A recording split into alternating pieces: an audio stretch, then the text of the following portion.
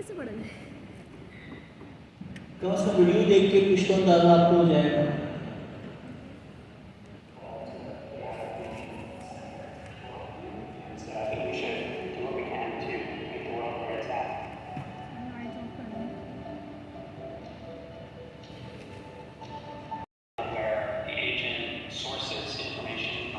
City of San Francisco's annual budget, expenses and revenues for the past 5 years, and it's going to compile that all into one nicely formatted spreadsheet. It goes on by itself. I usually just close my laptop, go grab a coffee, maybe I have lunch. So first it needs to find the data. So it probably does a web search to figure out where it can find this San Francisco City budget information. Once it finds the San Francisco City government website, it will try to access the PDF files. So it has its own file system and everything. Then it needs to extract maybe 200 numbers from each PDF. And finally, it will have one command that will generate the entire spreadsheet all at once. If you go back to the chat, you'll see the final response. And let me just open it now. Yeah, I think it got 98% of the information correct. It also formatted the Excel workbook as I instructed it to. In this case, the revisions were small, so I just made them within Excel because it's just a copy paste. But absolutely, you can make them in ChatGPT. I would say just try it out. If it can do 90-95% of the actual time-consuming part of the work, that's going to save you a ton of time.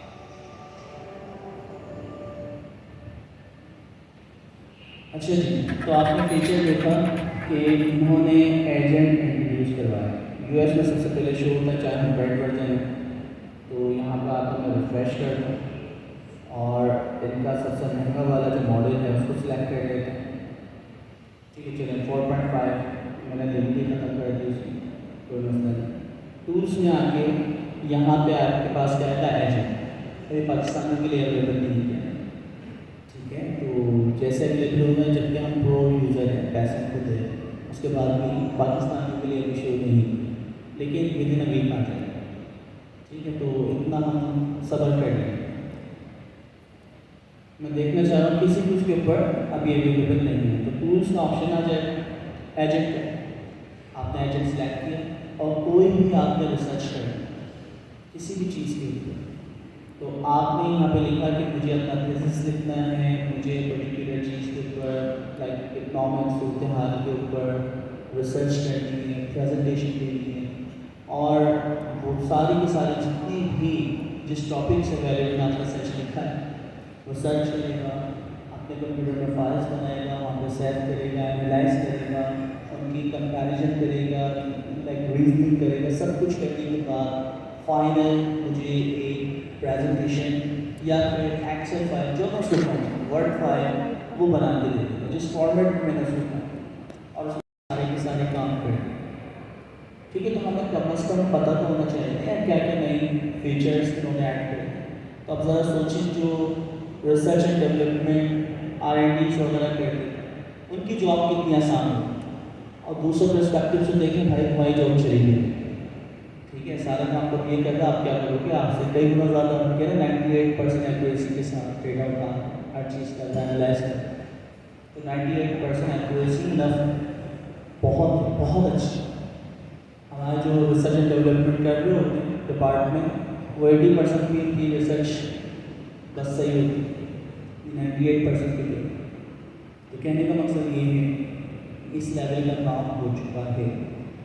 तो कितनी सारी चीज़ें इसने, कितने सारे startups हैं जो इस तरह की चीज़ें बना के देने की कोशिश कर रहे थे, वो स्टार्टअप भी खत्म, अपने एजेंट सारे इस्तेमाल करेंगे। अच्छा, ओपन AI के ये एजेंट टूल है और एक ओपन AI एजेंट एस्टिक है जो आप लोगों को अभी एग्जाम देने लेवल के बाद एक वाला, तो दोनों का फ़र्क पता होना चाहिए। ये इनका सेल्फ होस्टेड टूल के तौर पे एक एजेंट है जो कि इनके प्लेटफॉर्म पे भी चलेगा। अपना कंप्यूटर इनका बाकायदा जब ये प्रोसेस करता है तो वहाँ पे एक कंप्यूटर इंस्टेंस रन होता है, वहाँ पे वो रिसर्च करता है, डेटा गैदर करता है, डेटा कलेक्ट करता है, 10 ऑफ GBs जो डेटा होता है उनको कलेक्ट करता है, फिर उसके ऊपर प्रोसेसिंग करता है। यहाँ पे वाला काम है कि आपको मैं हज़ारों फाइलें दूँ, उनमें से डेटा निकालना, उनमें से ग्राफ निकालना, उनमें से वैल्यू निकालना, पढ़ के इसकी ग्राफ देख के वो सारा काम। तो खैर अभी हमारे पास तो अवेलेबल नहीं हुआ, मोस्ट प्रोबेबली नेक्स्ट क्लास में आएंगे तो हमारे पास जो पेड वाले हैं उन लोग के पास मौजूद हो, और इन फ्यूचर जो फ्री वाले उनके पास भी अवेलेबल हो जाए, ठीक है। तो लेकिन क्योंकि इसके ऊपर हैवी प्रोसेसिंग होगी तो ये फ्री में मेरे ख्याल से नहीं देंगे, क्योंकि आप इसको कह रहे हैं कि आप millions of thousand of files को कलेक्ट करो, उसको रीड करो, उसकी डेटा प्रोसेसिंग करो, उसमें से अनस्ट्रक्चर्ड डेटा को स्ट्रक्चर्ड डेटा में कन्वर्ट करो और फिर जाके प्रोसेस करो, ठीक है। तो आप लोगों को जो भी न्यूज़ आए अप टू डेट रहना पड़ेगा, वरना तो मार्केट में पीछे रह जाएंगे। अच्छा, अभी तो मैंने आपको वीडियो दिखा दी कि कोई ओवरव्यू आपको हो गया, बाकी पढ़ने वाला काम आपका मुश्किल से 4 या 5 मिनट का आगे पहले पढ़ लें, ठीक है। तो होपफुली आप पढ़ लें और अब अपने ऊपर ये चीज़ लाइक लागू कर दें, अपने ऊपर यानी इम्प्लीमेंट कर दें कि करके पढ़ने की कोशिश करें। वरना होता क्या है, अभी तो हर कोई सोशल मीडिया पे अगर आप जाएँ अपने एजेंट जो भी लॉन्च किए हैं इसकी बात करो, ठीक है। आपके पास कोई आता है ये एजेंट का फीचर आया है, कैसे आप एआई के एक्सपर्ट हैं, आप बोलो अच्छा ये आया है देखते हैं, तो भाई पहले देख लो ताकि आपको पता, ठीक है। तो आप अगर टॉप लेवल पे रहना चाह रहे हैं तो आपने अप टू डेट रहना पड़ेगा, जो कि अपने एजेंट एसडी के हमें देता है, ठीक है। उसके अंदर वेब सर्च शामिल है, ठीक है, फाइल वाला शामिल है, कंप्यूटर ऑपरेटर शामिल है, ठीक है। तो कैनवास, डीप सर्च और क्रिएट इमेज अभी तक हमने ये दी, और हो सकता है बाद में अगर हम यहाँ पे आए हाँ तो आप वेरीफाई किया अपने एजेंट एसडी के ना, यहाँ पे हम आते हैं और यहाँ पे क्या है आपके पास डॉक्यूमेंटेशन में आने के बाद यहाँ होंगे टूल्स, यार tools, file search, web search, computer tool, code interpreter, MCP tool भी आ गए हैं। सर जूम कर दें। ठीक है, हॉस्टेड एमसीपी टूल भी आपके पास आ गए हैं। इमेज जनरेशन टूल, तो इसका मतलब है इमेज जनरेशन टूल जो यहाँ पे था 11 भी आ गया, ठीक है। और कौन सा है लोकल शेयर टूल, अब इसको हमने इस्तेमाल नहीं किया, तो run share command on your machine, तो नाम से इसका काम पता चलता है। आपकी जो भी कंसोल की कमांड्स हैं, जैसे आपको कर्सर को याद है तो कर्सर को आप कहते हैं कि ये फाइल चला दें, जो एरर्स आते हैं बग्स आते हैं वो बार बार आपकी नई कमांड लिखता है एजेंट, तो कंसोल के ऊपर लिख रहा है, तो ये सारे टूल्स मौजूद हैं। अच्छा, अगर हम क्रॉस चेक करें तो हमारे पास वेब सर्च और इमेज वाला ये दो मौजूद, कैनवास और डीप सर्च वाला जो आपके पास टूल है या भी एजेंट वाला, वो यहाँ पे इन्होंने ओपनएआई एजेंट एसडी के साथ इंटीग्रेशन नहीं है, इन फ्यूचर कर देंगे। ये सेम चीज़ है ना, सेम प्लेटफॉर्म है, वो आहिस्ता आहिस्ता जो टूल्स हैं, असल जो उनकी अर्निंग है टूल्स को इस्तेमाल करके ही तो पैसे कमा रहे हैं, तो जितने लोग टूल्स इस्तेमाल करेंगे उतने ज़्यादा ही लोग पैसे कमाएंगे, ठीक है। तो मैन चीज़ हर चीज़ बिजनेस के पर्सपेक्टिव से हम देखें, ओके। अच्छा, ये भी देखिए, दिखाने का तरीका आपको बताना चाह रहा हूँ कि आपने क्रॉस चेक करना होगा कि यार ये इनका वेब इंटरफेस है, वहाँ पे मैं इस्तेमाल कर रहा हूँ तो ये टूल्स आ रहे हैं, तो ये टूल्स लाजमी जो अपने एजेंट के मैं इस्तेमाल कर रहा हूँ वहाँ पे भी इंटीग्रेट होना चाहिए, तो इससे ऐसा हमने क्रॉस चेक किया, तो क्रॉस चेक किया करें अपनी नॉलेज को, अपने कॉन्सेप्ट को भी, और इवन कोई भी चीज़ आपको मिले तो जब तक आप खुद मुतमईन ना हो आगे उस नॉलेज को ना पहुँचाएं, एक बार क्रॉस चेक अपनी तमाम कॉन्सेप्ट लॉजिक को आप लोग किया करें। अच्छा जी, तो हम बात कर रहे हैं MCP model, large language track model होता है, जो भी आप चीज़ सिखाते हो वो मॉडल का।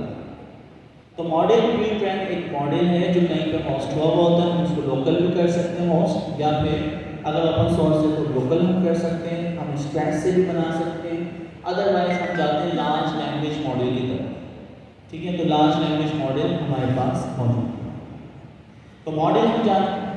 सेकेंड चीज़ है कॉन्टेक्स्ट। अच्छा, आपने प्रॉम्प्ट इंजीनियरिंग में कॉन्टेक्स्ट पढ़ा, कि आप प्रॉम्प्ट इंजीनियरिंग करते हैं, कोई भी एक्सटर्नल जो रैक सिस्टम से आप इंफॉर्मेशन निकालते थे, 500 पेज में से 1 पेज काम का था, तो रैक सिस्टम से रिट्रीवल ऑगमेंटेड फिर जनरेशन करवाते हैं। तो वो जो वैल्यू या जो भी पेजेस जो इंफॉर्मेशन आपने निकाली है, उस इंफॉर्मेशन को आप एलएलएम को देते हैं यूज़र प्रॉम्प्ट के अंदर या सिस्टम प्रॉम्प्ट के अंदर। आपका एलएलएम उसको प्रोसेस करता है कि भाई ये सवाल, जैसे मैंने एक यूज़र की सीवी ले ली, उस सीवी का जो भी कॉन्टेक्स्ट है, तो सीवी उस बंदे की पूरी वो मिलाती है कॉन्टेक्स्ट। उस सीवी में उस बंदे का नाम, उसका एक्सपीरियंस, उसको कौन कौन सी लैंग्वेजेस आती हैं, तो जो भी उस कॉन्टेक्स्ट से इंफॉर्मेशन एक्सट्रैक्ट करना चाह रहे हो वो आप बताते हो प्रॉम्प्ट में, और आपका एजेंट वो इंफॉर्मेशन निकाल के आपको देता था और देता है। तो प्रॉम्प्ट इंजीनियरिंग के अंदर हमने कॉन्टेक्स्ट पढ़ा था। अच्छा, अब पहले प्रॉम्प्ट इंजीनियरिंग होती थी, आज की दुनिया में अब जो काम होता है वो क्या होता है, कॉन्टेक्स्ट इंजीनियरिंग। लास्ट क्लास में देखा था कॉन्टेक्स्ट इंजीनियरिंग, देखा था नहीं देखा था, नहीं देखा था। यहाँ पे हम आते हैं और यहाँ सर्च का ऑप्शन होता है,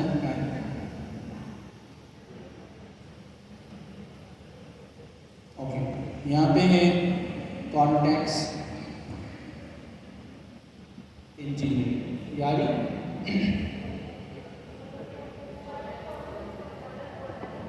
ये पिक्चर देखिए,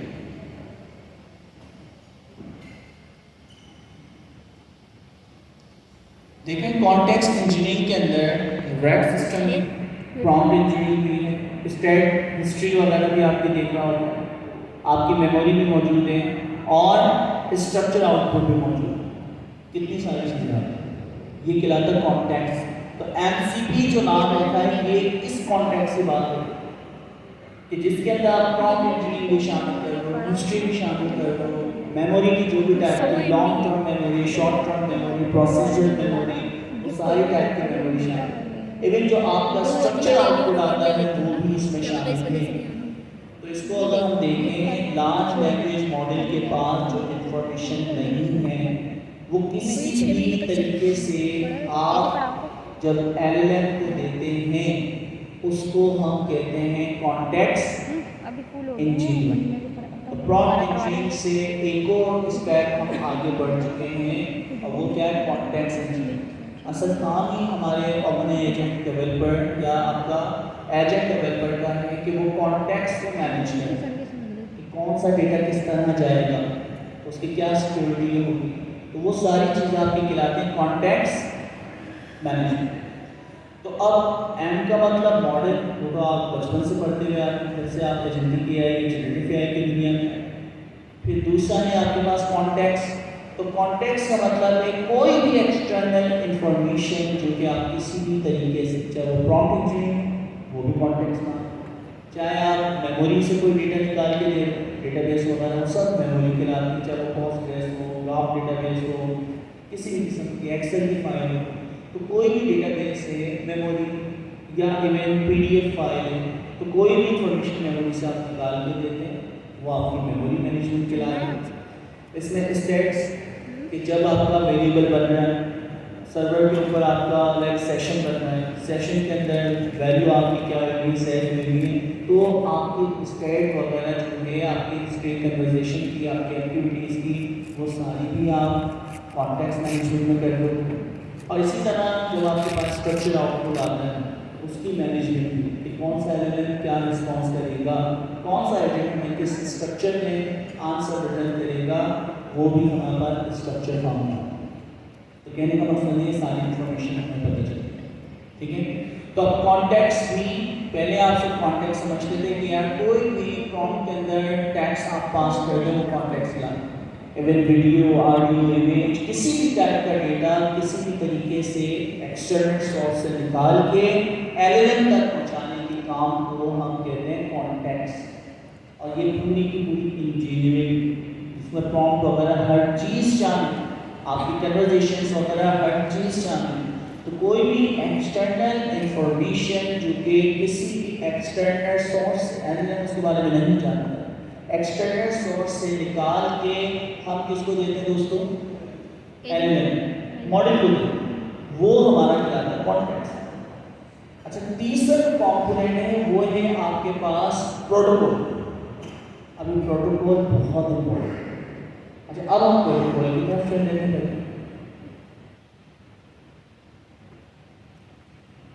लर्न एजेंटिक एआई के अंदर अगर हम आए 038 एआई प्रोटोकॉल। एआई के इस वक्त दो स्टैंडर्ड प्रोटोकॉल जो कि हम बहुत ज़्यादा इस्तेमाल कर रहे हैं, एलएलएम टैग से वेबसाइट के लिए भी एक स्टैंडर्ड बनाया जा रहा है। तो हमारे पास दो इम्पोर्टेंट प्रोटोकॉल हैं जो कि कम्युनिटी ने अडॉप्ट किए। पहला है एमसीपी मॉडल कॉन्टेक्स्ट प्रोटोकॉल, ये प्रोटोकॉल। दूसरा है A2A जो कि एजेंट टू एजेंट प्रोटोकॉल। ठीक है, थोड़ी बहुत इंफॉर्मेशन आप सबके पास है कि एमसीपी क्या होता है और A2A क्या होता है। इसी तरह LMS टैग्स, ये स्टैंडर्ड प्रोटोकॉल बनाया। जो भी वेबसाइट बनी हुई है, जो भी वेबसाइट abc.com, facebook.com या nadra.com, तो दोस्तों जो भी आपकी वेबसाइट बनी हुई है उसकी इंफॉर्मेशन को अगर एलएलएम को दें, उसका जो भी डेटा, तो हम एक फाइल बनाते हैं llm.txt। उस फाइल में जो भी टेक्स्ट लिखा होता है, तो जब भी एलएलएम हमारी वेबसाइट के साथ कनेक्ट होगा तो वो इंफॉर्मेशन HTML पढ़ने की बजाय इस फाइल से जाएगी। ठीक है, क्या एक्सटेंशन चेक कर लेते हैं, एक्सटेंशन शायद मैं गलत बोल दूँ। तो हमारे पास क्या है llms.txt। इस फाइल के एक्सटेंशन के अंदर जो भी आपने डेटा रखा होगा तो वो आपकी जो वेबसाइट होगी उस वेबसाइट से वो रीड करेगा। ठीक है, तो हमें ये चीज़ पता चल गई कि यार ये इन्फॉर्मेशन, तो आपका एलएलएम इस इंफॉर्मेशन को मार्कडाउन में आप रखिए तो उसको रीड करें। पर इस पर पूरी की पूरी वेबसाइट को स्टडी करना स्टार्ट करें। कोई क्वेश्चन करना चाह रहा है जी?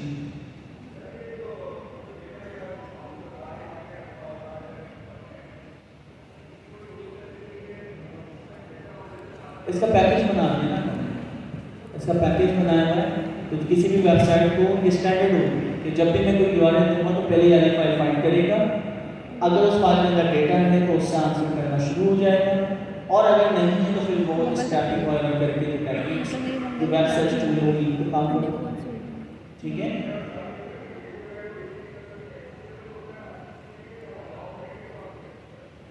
ये पब्लिकली ये आपके ऊपर है, आपके ऊपर है। ठीक है, और पेज पब्लिक है या डायनामिक है, क्रेडेंशियल्स के साथ खुलना जो आप चाहें, तो ये आपके ऊपर। ठीक है, तो हर URL को आप किस तरह प्रोटेक्टेड करते हैं वो सारी चीज़ें आपके ऊपर, पब्लिक रखना, प्राइवेट। ओके, तो ये हमारे पास तीन तरह के प्रोटोकॉल। अच्छा, हम पहले प्रोटोकॉल की तरफ जा रहे हैं जो कि है MCP मॉडल कॉन्टेक्स्ट प्रोटोकॉल। और ये चीज़ हमें पता है कि ये स्टैंडर्ड है।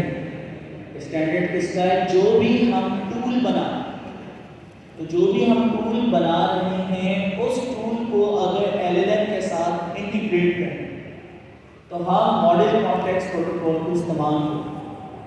इसके फायदे क्या हैं? फायदा नंबर 1, देखें, एक कम्युनिटी या एक ऑर्गेनाइजेशन जिस चीज़ के वो एक्सपर्ट है उसका MCP सर्वर बना रहा है। जैसे कि GitHub वालों ने क्या किया, MCP सर्वर बनाया। अगर GitHub का MCP सर्वर नहीं होता, जैसे इनिशियल लेवल पे अभी आप लोग को MCP सर्वर के बारे में नहीं पता, आपको टूल कॉल आता, मैं कहता हूँ कि यार एक ऐसा एजेंटिक AI सिस्टम बनाएं जो कि GitHub को फुली ऑटोमेट करे। अच्छा, GitHub को फुली ऑटोमेट करने के लिए आप डिसाइड करोगे कि सर GitHub पे लॉगिन होता है, GitHub के ऊपर जो जितनी रेपोज हैं हम उनको देखते हैं, GitHub के ऊपर नई रेपो हम बना सकते हैं, जो रेपो बनी हुई है उसके जो इश्यूज हैं वो हम देख सकते हैं, कितनी पुल रिक्वेस्ट आई है वो हम देख सकते हैं, कितने इश्यूज जो हैं वो ओपन हैं या क्लोज हैं वो स्टेटस हम देख सकते हैं। अच्छा, कहने का मकसद ये है किसने क्या पुश किया वो हम देख सकते हैं। अब इतने सारे एक्शन आप आइडेंटिफाई कर, और जितने सारे एक्शन आइडेंटिफाई करने हैं इन सबकी क्या बनाना पड़ेंगे हमें। अभी जो नॉलेज आपके बनेंगे टूल कि अगर आपको तमाम लिस्ट देखती है तो क्या होगा, GitHub रेपो लिस्ट का एक फंक्शन बनाते हैं। क्रिएट रेपो करनी है तो क्रिएट न्यू रेपो का एक फंक्शन बनाते हैं, उसके डिस्क्रिप्शन, उसके जो पैरामीटर्स चाहिए वो सब कुछ आप लिखेंगे। तो दोस्तों कहने का मकसद है कि आपको कम से कम 50 से 60 क्या बनाना पड़ेंगे फंक्शंस, और फंक्शंस के क्या लिखना पड़ेगी, डिस्क्रिप्शन का स्कीमा, डिस्क्रिप्शन को आसान कर देना, उसको क्या लिखना पड़ेगा, स्कीमा। तो इतनी सारी मेहनत आपको करना पड़ेगी। तो ये तो चीज़ हमें पता चलेगी कि यार इतनी सारी मेहनत हमें करना पड़ेगी। अच्छा प्रॉब्लम क्या है, अगर मैं आप सबको ये इंडिविजुअल काम, तो मुझे बताएं 60 फंक्शन अगर स्टैंडर्ड मैंने आइडेंटिफाई किए, क्या आपके 60 फंक्शन आइडेंटिफाई करें एमसीपी यानी उसे गिटहब के लिए? फिर मैं कहता हूं कि जो मैंने फंक्शन के नाम रखे क्या आप भी वही नाम रखते? अच्छा फिर जो पैरामीटर मैंने तमाम फंक्शन के रखे क्या वो आप रखते? अच्छा फिर उसके बाद जो फंक्शन का स्कीमा में लिखता हूँ, उसकी डिस्क्रिप्शन, पैरामीटर, सारी की सारी चीज़ें, क्या वो भी आप सेम लिखते हैं? नहीं। अच्छा सेम लिख यानी हम कहते हैं कि ओपन एआई या गिटहब से अच्छा लिख पाते हैं? वो तो सालों से ये काम कर रहे हैं ना, एक एक चीज़ जानते हैं, उनके निस्बत तो हम अच्छा नहीं लिख सकते। तो अब क्या होगा, इतनी सारी मेहनत एक एजेंटिक एआई इंजीनियर को अभी करना पड़ेगा। एमसीपी सर्वर, अगर कोई मुझे गिटहब का एमसीपी सर्वर बना के दे दे, तो जस्ट मैं एमसीपी सर्वर गिटहब इनेबल करूँगा, बस कुछ नहीं करना। क्या कहना है मुझे, एमसीपी सर्वर गिटहब इनेबल, और गिटहब की जितनी भी फंक्शनैलिटी है, इशू को फाइंड करना, नई रेपो बनाना, उसकी यानी ओपन इश्यूज को देखना, किसने क्या पुश किया है, किसकी क्या प्रोग्रेस है, मैं नेचुरल लैंग्वेज में बात करूंगा और वो सारे के सारे फंक्शन बने हुए हैं, जस्ट प्लग इन करो, इस्तेमाल करना स्टार्ट कर दो। तो आप बताएं कि कितना आसान हो गया है कि आपको अगर कोई कहे कि गिटहब के साथ इंटीग्रेशन करनी है, आप एमसीपी सर्वर आप कर दो। आपको भी कहता है कि गूगल ड्राइव के साथ इंटीग्रेशन करनी, उसकी डॉक्स फाइल को रीड करना, उसमें राइट करना, उसे अपडेट करना, जो भी गिटहब के काम होते हैं वो बना बनाया हमारे पास क्या है, MCP server, just plug in करना और इस्तेमाल करना स्टार्ट करना। तो अगर ये चीज़ें बनी हुई नहीं होती, मैं भी आपको 6-7 महीने लगते गूगल ड्राइव के साथ इंटीग्रेशन करने। और आज कितना आसान है कि गूगल ड्राइव का एमसीपी सर्वर जस्ट इनेबल करें और अगले ही मिनट से आपके पास गिटहब की जितनी पावर, जितने काम आपको करवा सकते हैं। तो एमसीपी का पर्पस समझ आइए कि तमाम डेवलपर कम्युनिटी के लिए बने बनाए सर्वर्स हैं, और उन्हें अगर वो इंटीग्रेट करने हैं तो जस्ट वो प्लग इन करेंगे यूएसबी पोर्ट की तरह। तो मैं अगर आपको यूएसबी दे दूं तो आपके पास मैक सिस्टम है, कोई सा भी सिस्टम है, जस्ट आप उसको यूएसबी प्लग करते हैं और उसमें जो भी डेटा होता है वो अवेलेबल हो जाता है। तो ये पावर किसको दोस्तों, एमसीपी, मॉडर्न कॉन्टेक्स्ट प्रोटोकॉल, जो कि सर्वर कम्युनिटी बना रही है। नवंबर 2024 के अंदर एंट्रोपिक डिजाइन पैटर्न, एंट्रोपिक ने ही एमसीपी बनाया, तो ये दोनों चीजें एक साथ इन्होंने इंट्रोड्यूस करवाई थी नवंबर 2024 में, ठीक है। अच्छा तो अब एमसीपी की पावर इस कदर बढ़ गई है कि इसकी अगर हम बात करें प्री बिल्ड टूल्स, पहले से बने हुए टूल्स, ऑरिकल के साथ कनेक्ट करना है, रेड सिस्टम के साथ कनेक्ट करना है, वेक्टर डेटाबेस के साथ कनेक्ट करना है, जो भी काम, जितने काम, जितने भी आपकी सर्विसेज हैं जो कि मोस्ट कॉमन, उन सब के प्री बिल्ड टूल्स बने हुए हैं। और जब ये लॉन्च हो तो उस वक्त 1100 के करीब थे, उस वक्त उसमें गिटहब का सर्वर भी शामिल था और बहुत सारे आपकी चीज़ें शामिल थी। तो बने हुए हमारे पास एमसीपी के सर्वर मौजूद हैं, तो जब भी आपको इंटीग्रेट करना हो जस्ट प्लग इन कर दो, आपकी जिंदगी कितनी आसान है, ठीक है। आपको जो कहता है यार मुझे कैनवास के साथ इंटीग्रेशन करनी, आपने एजेंट, ठीक है, एक कॉल एजेंट बनाना है मुझे, जो कॉल के ऊपर मुझे इमेज क्रिएट कर दे, VO3 के साथ इंटीग्रेट कर दे, ठीक है। वो गूगल की जो डॉक्स वगैरह इमेज की सर्विस है, अब देखिए ना आपको ईमेल एजेंट बनाने को दिया है, तो ईमेल एजेंट आपको बनाना पड़ेगा, उसके सारे फंक्शनैलिटी जितनी लिस्ट है। तो एमसीपी सर्वर अगर मैं जीमेल का इंटीग्रेट कर दूँ, क्या वो दोस्तों, तो जितने फंक्शंस बनाने की आप लोग सोच रहे थे सब बने हुए हैं, जैसे इंटीग्रेट कर तो जिंदगी आपकी कितनी आसान है। अदरवाइज अभी ईमेल वाला जो एजेंट है कितने लोग बनाने की कोशिश कर, बना दी कितने लोगों ने, मतलब किसी ने एक ने तो हैंड रेस, दो लोगों ने हैंड रेस माशाल्लाह, कहने का मकसद है कि यार एमसीपी जीमेल का क्या बनाया हुआ उन्होंने सर्वर, उसको जस्ट इनेबल कर दो और आपकी जिंदगी आसान, सारे फंक्शन बने बनाए मौजूद हैं। ये पावर है MCP, model context protocol server. ये बड़ी बनाई चीज़ें जस्ट प्लग इन करें और लोग इस्तेमाल करेंगे एफिशिएंटली। एक सेंट्रलाइज्ड कम्युनिटी है जो कि एमसीपी सर्वर्स वगैरह की यानी मैनेजमेंट करके इवन आप भी वो काम कर सकते हैं। अच्छा, अब एमसीपी सर्वर की तरफ हम लोग होते हैं। एमसीपी में सबसे पहले जो चीज़ है वो है HTTP। अच्छा, हम बात कर रहे हैं प्रोटोकॉल। प्रोटोकॉल क्या होते हैं? Protocol standard. कराची या पाकिस्तान सिस्टम के अंदर हम बात करें तो यहाँ पे प्रोटोकॉल सिस्टम हम बहुत ज़्यादा देखते हैं। प्रोटोकॉल सिस्टम में क्या होता है? मखसूस किस्म का डेटा, मखसूस किस्म का डेटा,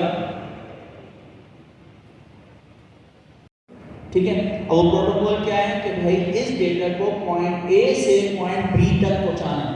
नॉर्मली अपनी यानी मुख्तलिफ पोजीशन ए से एयरपोर्ट जा रहे हो, उसी के अंदर वो क्या होता है पूरा शारा फैसल ब्लॉक कर दिया जाता है। तो ये प्रोटोकॉल कि जब भी कोई पर्टिकुलर डेजिग्नेशन का पॉलिटिशियन या कोई भी शख्स गवर्नमेंट एम्प्लॉय जब वो गुजरता है, चाहे वो जज शामिल हो या फिर आपकी कोई भी एक पर्टिकुलर डेजिग्नेशन का बंदा, तो क्या होता है पूरे शारा फैसल को सबसे पहले तो ट्रैफिक बंद, तमाम जो भी आपके लाइक रास्तों पे में स्टॉप कर दिया जाता है। फिर पॉइंट ए पूरे शारा फैसल के ऊपर आपको मुख्तलिफ लाइक आपको पुलिस भी दिख रही है, रेंजर्स भी दिख रही है और ट्रैफिक पुलिस भी आपको दिख रही है। अच्छा, वो अलग। फिर उसके बाद जब वो गाड़ी गुजरेगी उस बंदे की तो पता नहीं 50-50 गाड़ियाँ और साथ होंगी, उसमें मोबाइल एम्बुलेंस सारी चीज़ें शामिल।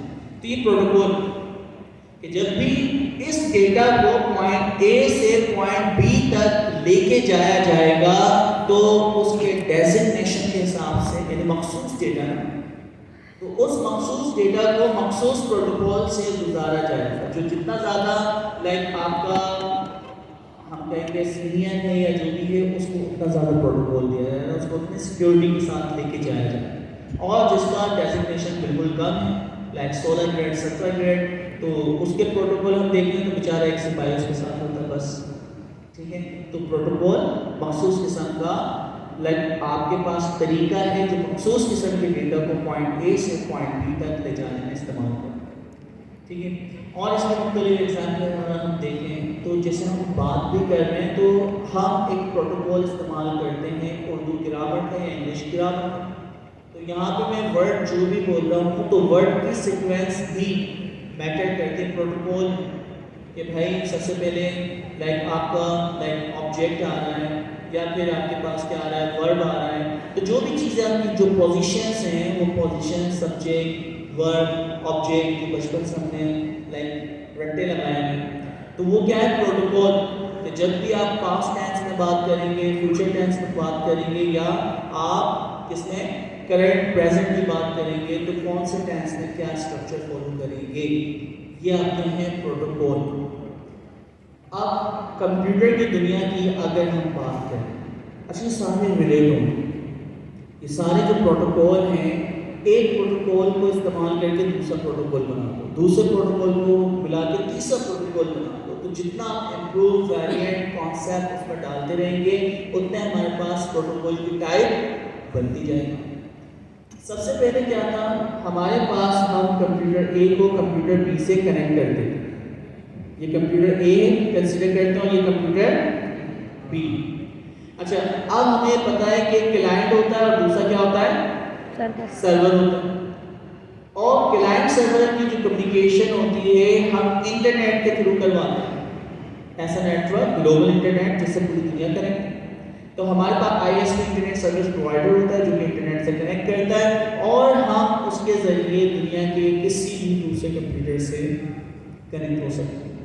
पाकिस्तान में PDCL इंटरनेट सर्विस प्रोवाइडर, तो जितने भी लोग हैं हम चाहे मोबाइल डेटा से कनेक्ट हों या अपने लैपटॉप से कनेक्ट हों तो हम किसी न किसी ISP यानी डायरेक्ट हमें कनेक्ट करते हैं, इससे PDCL ISP internet service provider, और हम इंटरनेट से कनेक्ट हो जाते हैं ग्लोबल, और उसके बाद दुनिया के किसी भी कंप्यूटर कंप्यूटर से कनेक्ट होना है abc.com, facebook.com, gmail.com, तो वो सारे के सारे क्या है, डोमेन सर्वर नेम दूसरे कंप्यूटर की आईपी एड्रेस को टेक्स्ट फॉर्म में नाम दे दिया जा सकता, डोमेन सर्वर नेम देते हैं। ठीक है, अगर मैं आपको कहता 192.168.0.1 तो इसे याद रखना मुश्किल, इसको आसान कर दिया डोमेन सर्वर नेम पे abc.com। तो जब भी मैं abc.com लिखा करूंगा तो वहां पे 198.168.0.1 ये जो आईपी एड्रेस है टारगेट होता है, और उसके बाद वो सिस्टम खुल जाएगा आपके पास जो भी रिसोर्स आपने भेजी। अच्छा, ये हमने प्रोटोकॉल पढ़ा है ना HTTP वाला? नहीं पढ़ा ना, मैं बार बार कंफर्म कर दूं। तो अब होता क्या है, हमारा जो क्लाइंट है, आपका मोबाइल क्लाइंट हो सकता है, आपकी और क्या चीजें क्लाइंट हो सकती हैं दोस्तों, डेस्कटॉप और इसका ऑगमेंटेड रियलिटी, वर्चुअल रियलिटी, कोई भी यानी ऐसे डिवाइस, जैसे इस वक्त मैं लैपटॉप से कनेक्ट हुआ हूँ किस पे दोस्तों, facebook.com, तो मेरा जो लैपटॉप है वो क्या है, क्लाइंट, और फेसबुक की जो मशीन है, सिस्टम है, वो क्या है आपके पास दोस्तों, सर्वर। तो सर्वर हमने रिक्वेस्ट भेजी है abc.com या facebook.com, और ये जो कनेक्ट होता है दोस्तों, इसके ऊपर जो भी होम पेज ये है facebook.com। ठीक है, तो इस facebook.com के ऊपर जितनी भी चीज़ें आपको दोस्तों नज़र आ रही हैं वो एक मशीन के ऊपर रखी है, उस मशीन पर डायनामिक डेटा आ रहा है, वो कंपाइल कर रहा है, जो भी कर। तो हमें ये चीज़ पता चली कि हमने क्लाइंट जो मेरा ब्राउज़र है से रिक्वेस्ट भेजी है, ISP के जरिए मैं कनेक्ट हुआ इंटरनेट पे, और इंटरनेट पे कनेक्ट हम कहते हैं फेसबुक आईपी एड्रेस।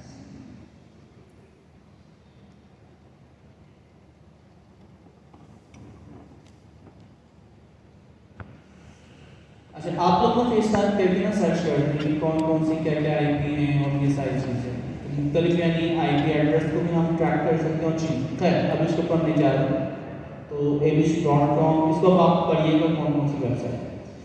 हमें पता है कि एक 4 डिजिट नंबर होता है जिसे हम क्या बोलते हैं, आईपी एड्रेस, और आईपी एड्रेस की फिर मुख्तलिफ कैटेगरी IPv6 और IPv7 वगैरह भी आता है, और एडवांस होती जाए। पहले हमारे पास class A, class B, class C, तो नेटवर्क की पूरी एक दुनिया है, तो उससे हम बाहर आ जाते हैं। हम सिंपल कहते हैं हर एक कंप्यूटर का एक एड्रेस है जिसे हम कहते हैं इंटरनेट से कनेक्ट होने के लिए इस्तेमाल होता है, उसे हम कहते हैं आईपी। आई और पी को अगर हम देखें, आई का मतलब इंटरनेट, पी का मतलब प्रोटोकॉल। इसी तरह आपके कंप्यूटर ए से कंप्यूटर बी, दो कंप्यूटर के दरमियान कनेक्टिविटी, तो डेटा भेजने के लिए और डेटा रिसीव करने के लिए जो मैनेजमेंट कर रहा होता है कि कितना डेटा जा चुका है, कितना डेटा आ चुका है, वो होता है TCP, ट्रांसमिशन कंट्रोल प्रोटोकॉल। अच्छा, अब इस डायग्राम को अगर हम देखें दोस्तों, हमारा जो क्लाइंट है वो रिक्वेस्ट करता है, रिक्वेस्ट इंटरनेट के थ्रू सर्वर पे जाती है।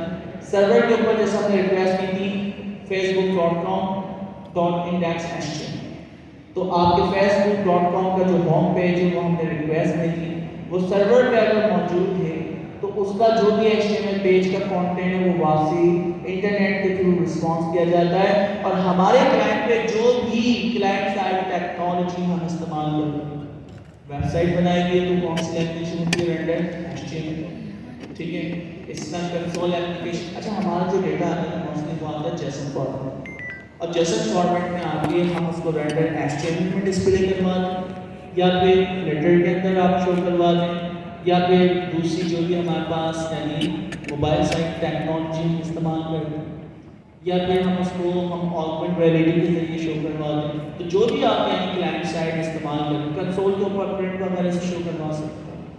और पाइथन के अंदर आपको पता है कि आप क्या इस्तेमाल कर रहे थे, चैनलिट वगैरह, तो चैनलिट की कोड में उस JSON डेटा को रेंडर करवा दें।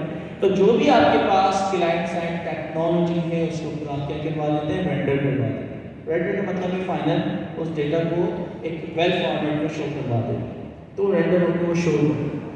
तो क्लाइंट और सर्वर के दरमियान कम्युनिकेशन होती है, तो एक कंप्यूटर क्लाइंट, दूसरा कंप्यूटर क्या है, सर्वर, इन दोनों के ऊपर क्या होगी, आईपी एड्रेस, इंटरनेट प्रोटोकॉल, ठीक है, और ये आपस में कनेक्ट होते हैं। तो सबसे पहले क्लाइंट रिक्वेस्ट भेजता है सर्वर को, और क्लाइंट और सर्वर के दरमियान कनेक्शन एस्टैब्लिश होता है। कनेक्शन इस्टेब्लिश होने के बाद क्लाइंट जो है एक यूआरएल भेजता है कि मुझे इस यूआरएल के ऊपर जो डेटा है ना वो भेजो। तो पहले computer A computer B connect होते हैं, इसमें दो प्रोटोकॉल इस्तेमाल होते हैं, आईपी एड्रेस और टीसीपी। फिर उसके बाद जब हम एक यूआरएल भेजते हैं तो वो हम इस्तेमाल करते हैं एचटीटीपी प्रोटोकॉल। जब हम क्या भेजते हैं, कोई रिक्वेस्ट भेजते हैं, तो रिक्वेस्ट भेजने में जो हम प्रोटोकॉल स्टैंडर्ड इस्तेमाल करते हैं वो कौन सा है, HTTP, हाइपरटेक्स्ट ट्रांसफर प्रोटोकॉल। अच्छा, इंटरनेट की दुनिया में हमारे पास FTP भी, फाइल ट्रांसफर प्रोटोकॉल, और भी मुख्तलिफ प्रोटोकॉल्स, VoIP जो आप यानी वॉइस के ऊपर बात कर रहे होते हैं, इंटरनेट के ऊपर VoIP इस्तेमाल हो रही होती है, वॉइस ओवर इंटरनेट प्रोटोकॉल। तो यार बहुत सारे प्रोटोकॉल बने, लेकिन इन सब की जो बेस है, बुनियाद है, वो है HTTP, hypertext transfer protocol. Hypertext transfer, hypertext का मतलब है उसके अंदर टेक्स्ट भी शामिल है, उसके अंदर जेसन भी शामिल है, उसमें XML भी शामिल है, उसमें वीडियो भी शामिल है, उसमें ऑडियो भी शामिल है।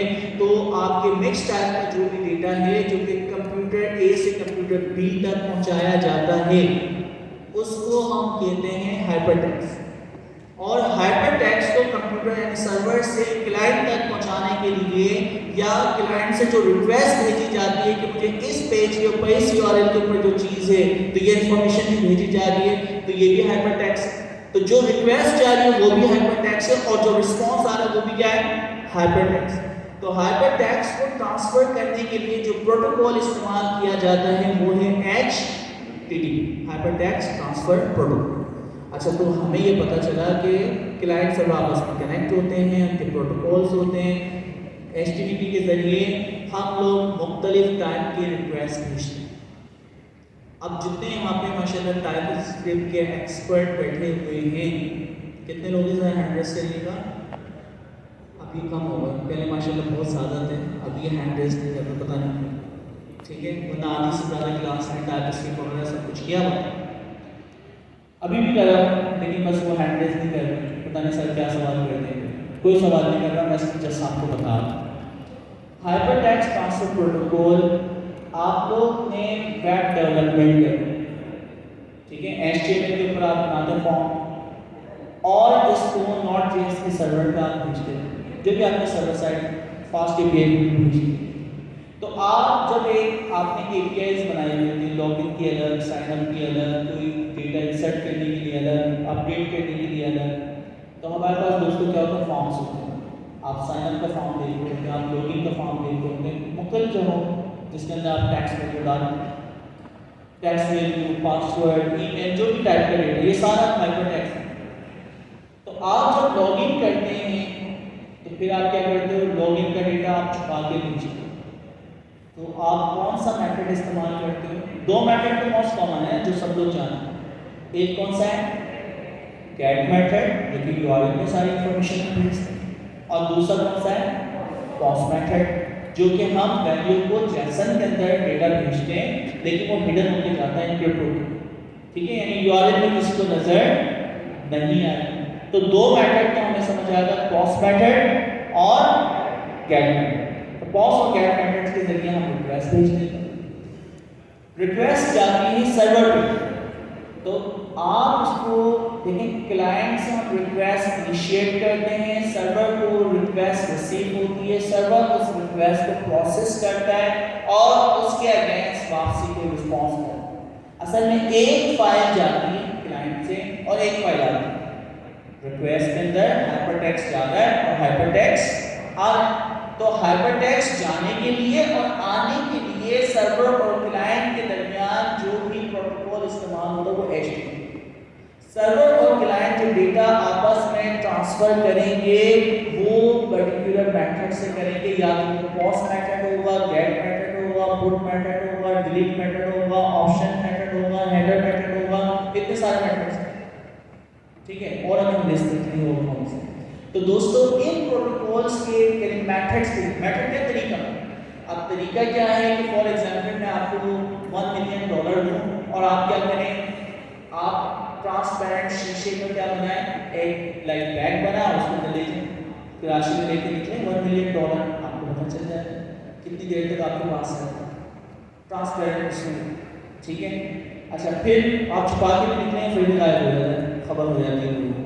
तो अब क्या हुआ, आप एक तो प्रोटोकॉल ये हो गया जब ट्रांसपेरेंट ग्लास में आप लेके फिर रहे हैं, ये मेथड। अच्छा, एक मेथड क्या किया आपने, लोहे का कोई ना लाइक बैग टाइप कुछ बनवाया और उसके अंदर भी आपने पासवर्ड और पता नहीं क्या क्या प्रोटेक्शन की चीज़ें लगाई, एक वो मेथड। तो आपकी मर्जी है कि कौन सा मेथड इस्तेमाल करें। तो 10 तरह के मेथड्स, कि आपको $1 मिलियन सिर्फ बस अकाउंट से पर्टिकुलर आपके घर तक लेके जाना, इंशाल्लाह और कब लेके जाएंगे वो देखेंगे। तो अब जो भी पैसे आप लेके जा रहे हैं आपकी मर्जी है, पब्लिक ट्रांसपोर्ट यानी ट्रांसपोर्टेशन इस्तेमाल करें, बाइक इस्तेमाल करें, या फिर हो सकता है कि जो सिक्योरिटी आपके पैसे ट्रांसफ़र करती है उनको आप बुलाएं। फिर उन्होंने मुख्तलिफ यानी के प्रोटोकॉल्स उसके तहत लेके जाएंगे, अगर पैसे छीन भी जाएंगे तो उनकी जिम्मेदारी कंपनी वो आपको देगी, ठीक है।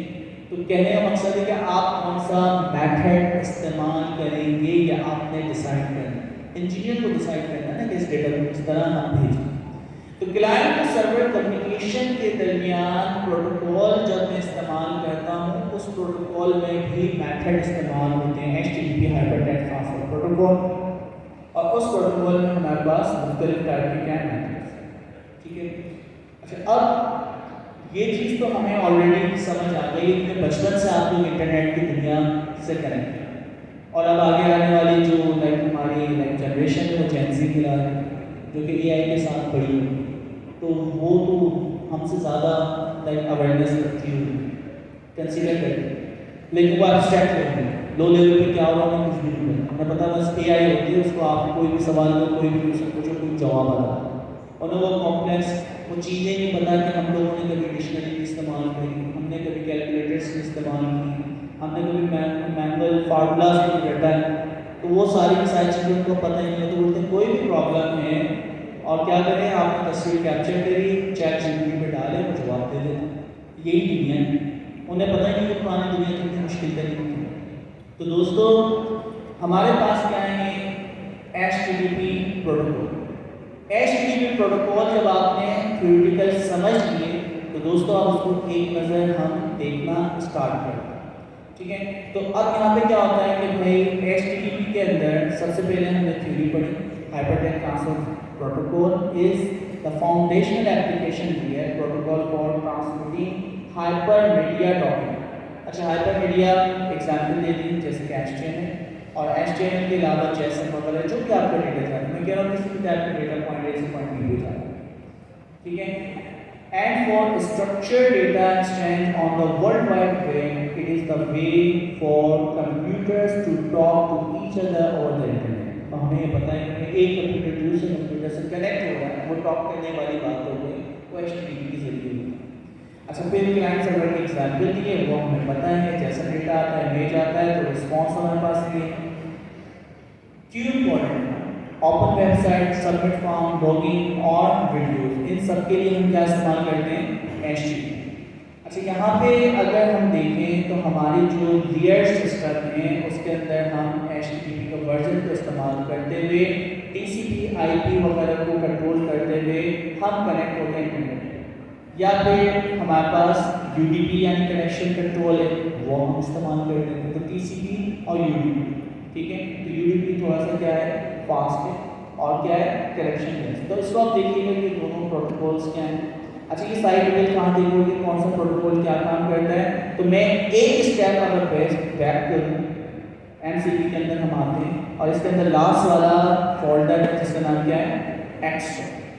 इस एक्स्ट्रा के अंदर IP, TCP, UDP, HTTP और जितने भी प्रोटोकॉल्स हैं सबकी इंफॉर्मेशन मौजूद है, आपको ये आना चाहिए, ठीक है। आप एक्सपर्ट बनने जा रहे हैं, MCP के प्रोटोकॉल्स के एक्सपर्ट बनने जा रहे हैं, तो जब आपको सारे प्रोटोकॉल्स पता होंगे जब भी तो आप इसको इम्प्रूव कर सकते हैं। तो इम्प्रूव करने के लिए इन्फॉर्मेशन पता होना चाहिए, लेकिन MCP आने के लिए कम से कम कौन सा प्रोटोकॉल पता होना चाहिए, तो पहला प्रोटोकॉल HTTP आपको पता होना चाहिए लाजमी।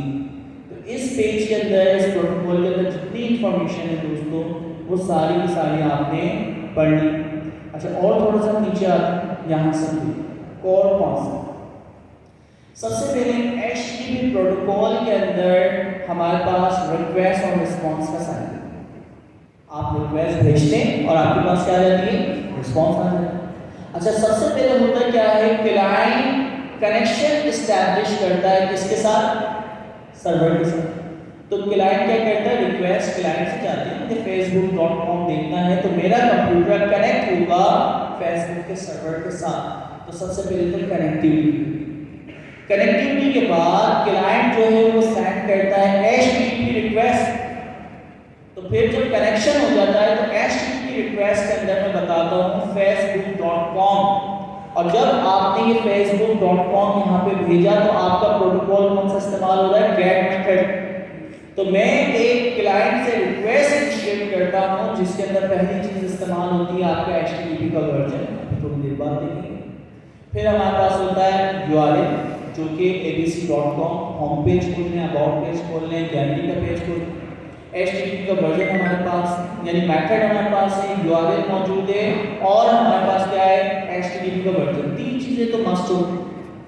चौथी चीज हेडर और पांचवी चीज आपके पास बोल्ड। हेडर के अंदर हम एडिशनल इंफॉर्मेशन भेज रहे होते हैं। हेडर के अंदर क्या क्या इंफॉर्मेशन जाती है, आप लोग टोकन भेजे होते हैं ना API से कनेक्टिविटी, वो हेडर में जा रहा हूँ। आप तो कौन सा क्लाइंट है कि भाई आप ब्राउजर के ऊपर इस्तेमाल कर रहे हो, एंड्रॉइड के ऊपर इस्तेमाल कर रहे हो, या फिर आप ऑगमेंटेड रियलिटी के ऊपर इसको इस्तेमाल कर रहे हो, तो क्लाइंट साइड टेक्नोलॉजी कौन सी है वो भी आप इसके अंदर भेजते हो दोस्तों, क्लाइंट साइड हेडर के अंदर। तो हेडर के अंदर हम मेटा डेटा, एडिशनल डेटा भेज होते हैं क्लाइंट के बारे में। इसी तरह ऑप्शनल हम बॉडी भी भेजते हैं। गेट मेथड के अंदर हम बॉडी नहीं भेजते, गेट मेथड के अंदर हम क्या भेज रहे होते हैं दोस्तों, सिर्फ URL, ठीक है। और पोस्ट मेथड में हम जैसे डेटा, जब आप लॉगिन करते हैं यूजर नेम पासवर्ड भेजते हैं तो आप ये चीजें भेजते हैं। अब जैसे मेरे पास ये सर्वर चल रहा है, ठीक है, पता नहीं ऊपर चल रहा होगा। अच्छा, अब अगर मैं यहाँ पे आता हूँ और मैं कहता हूँ कि यार मुझे कन्वर्सेशन 1 जो है वो देखना, तो यहाँ पे मैं आता हूँ कन्वर्सेशन 1, ये मैंने गेट मेथड से भेजा। इसमें क्या हुआ, 200 का स्टेटस और यहाँ पे नेटवर्क का फेल हो गया ना, सक्सेसफुली आ रहा है, क्या हो गया। अच्छा, ये ऊपर वाले का रिस्पॉन्स है, ये मैंने भेजा क्रॉस नेटवर्क, यहाँ देखते हैं IP। अभी मैं सर्वर ये मैंने बंद किया, मैं लेट्स सी यहाँ से देखते हैं बंद किया, ठीक है, सर्वर बंद, तो इसलिए उसमें प्रोसेस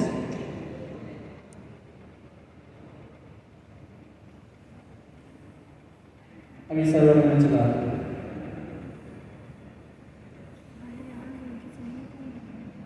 अच्छा, सर्वर ये आपकी जो लाइक कंसोल पे आपका भी यूनिकॉर्न सर्वर चल जाएगा थोड़ी देर में। अब मैं यहाँ से रिक्वेस्ट जब इनिशिएट करता हूँ, यहाँ से आपको जाए थोड़ी देर में टोकन वगैरह हमने यहाँ पे डाले हैं। अब मैं रिक्वेस्ट भेजता हूँ, ये देखिए कन्वर्सेशन 1 के अगेंस्ट हिंदी में या जो भी लैंग्वेज है सारी आ रही, जो भी कन्वर्सेशन। तो ये जो मैंने मेथड भेजा है, ये मेथड कौन सा इस्तेमाल हो रहा है दोस्तों, गेट मेथड।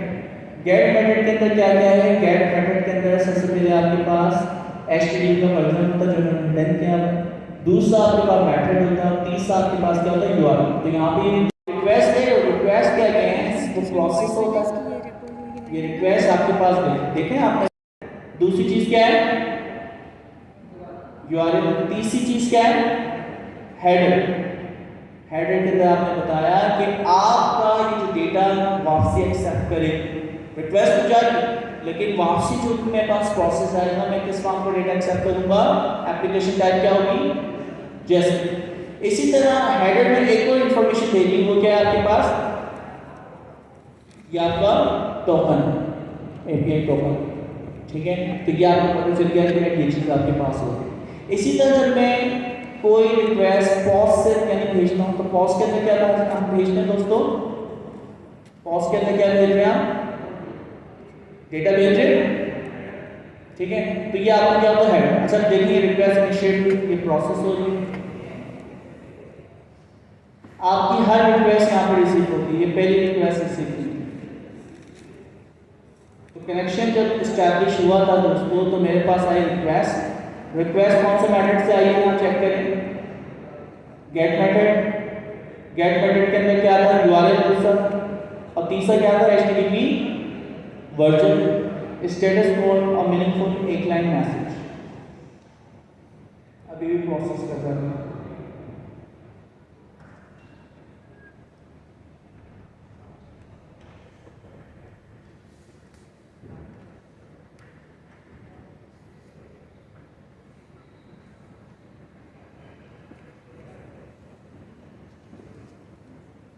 तो बहुत सारे मैंने सर्वरलेस फंक्शन लिखे हैं। तो जैसे फाइल टूलन का सर्वरलेस, जब ज़रूरत होती है मशीन आप होती है कि वो आपको ऑर्डर कर रहा है, तो फर्स्ट रिक्वेस्ट में सर्वरलेस का नुकसान भी कि जो पहली रिक्वेस्ट आती है वो बहुत देर से प्रोसेस होती है, तो उसके लिए बैकेट के ऊपर मशीन वगैरह वो इंस्टेंस वगैरह करते हैं। लेकिन दूसरी तीसरी रिक्वेस्ट भेजने को बहुत फास्ट प्रोसेस हो जाता है। तो पहली रिक्वेस्ट में सर्वर प्रोसेस हो जाता है। तो आपने क्या किया, यहाँ पे अगर ये अभी प्रोसेस हो जाए तो यहाँ देखिए, जब आप रिक्वेस्ट भेज रहे हैं, रिक्वेस्ट में आप देखें दोस्तों क्या क्या भेजें। सबसे पहले मेथड, दूसरा क्या है URL, तीसरा क्या है आपके पास हेडर, और चौथी आपके पास जो चीज होती है वो क्या होती है आपके पास बॉडी। तो ये चीजें आप रिक्वेस्ट में भेजते हैं, रिक्वेस्ट प्रोसेस होती है, और प्रोसेस होने के बाद देखिए रिस्पॉन्स आ गया मेरे पास। तो रिस्पॉन्स के अंदर स्टेटस कोड है, ठीक है, मीनिंगफुल मैसेज, और फिर आपके पास क्या होती है बॉडी। तो जो भी आपके पास बॉडी यहाँ पे नजर आ रहा है, ठीक है, तो ये आपके पास ये चीजें आ गई। और उसके बाद ये बता रहा है सर्वर का हेडर कि टोटल जो टैक्स हमने रिटर्न किया है उसकी नंबर ऑफ कैरेक्टर्स की। आपकी एप्लीकेशन टाइप क्या है दोस्तों, जो एक्सेप्ट होती है, डेटा किस फॉर्म में आया है, जैसे, ठीक है। और उसके बाद सर्वर पे क्या टाइम होगा, ये सर्वर का डेटा, और उसके बाद कौन सा सर्वर चलेगा, यूनिकोड, ठीक है। तो ये हमें पता चला कि हम रिक्वेस्ट भेजते हैं और रिस्पॉन्स आता है। रिक्वेस्ट के टाइप के अंदर अगर हम फिर से हम देखें दोस्तों, तो जब मैं गेट मेथड मैंने भेजा था, यहाँ पे आप देखें इससे नीचे वाला था गेट मेथड, ये रहा। तो आपने मेथड, URL और क्या भेजा था, हेडर, ठीक है। और उसके अगेन जो रिस्पॉन्स आया था, रिस्पॉन्स का मैसेज तकरीबन सेम। तो रिस्पॉन्स के अंदर स्टेटस कोड, आपकी बॉडी, और क्या होता है दोस्तों, हेडर। इसी तरह पॉस्ट मेथड से भी हम रिक्वेस्ट भेजते हैं, लेकिन पॉस्ट रिक्वेस्ट के अंदर एडिशनल चीज हम क्या भेज रहे होते हैं, बॉडी, ठीक है। और उसके रिस्पॉन्स में भी सेम वही चीजें हैं जो कि किसमें थी, गेट। तो ये हमारे पास गेट प्रोटोकॉल। तो सबसे पहले हम चीजें देखते हैं दोस्तों, क्लाइंट सर्वर कनेक्शन होता है, क्लाइंट रिक्वेस्ट भेजता है, उसमें मेथड होता है, उसके अंदर URL होता है, उसमें प्रोटोकॉल का वर्जन होता है। तो क्लाइंट ने जो रिक्वेस्ट भेजी, यहाँ पे देखें मेथड है, URL है और HTTP का वर्जन।